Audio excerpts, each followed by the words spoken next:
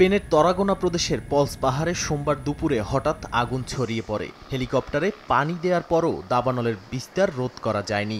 সবশেষ খবর পাওয়া পর্যন্ত 150 হেক্টরের বেশি বনভূমি পুড়ে গেছে। ফায়ার সার্ভিসের কর্মকর্তারা জানান, এলাকা দুর্গম হওয়ায় অগ্নি নির্বাপন কাজে বাধা তৈরি হচ্ছে।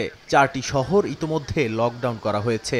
জরুরি যান চলাচলের জন্য খোলা রাখা হয়েছে সড়ক। 75টি দমকল ইউনিট মাঠে রয়েছে। এর মধ্যে 16টি এয়ার ইউনিট ও 2টি হেলিকপ্টার আগুন নেভানোর চেষ্টা করছে। তবে বাতাসের কারণে পরিস্থিতি আরও জটিল হতে পারে বলে শঙ্কা তৈরি হয়েছে।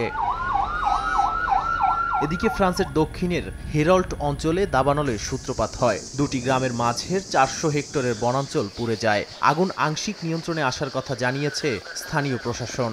400 দমকল কর্মী শনিবার কাজ করেন। পরদিন 200 জনকে রাখা হয় ফের আগুন ছড়ানো ঠেকাতে। একযোগে ইউরোপ ও মধ্যপ্রাচ্যে দাবানলের ভয়াবহতাও বাড়ছে।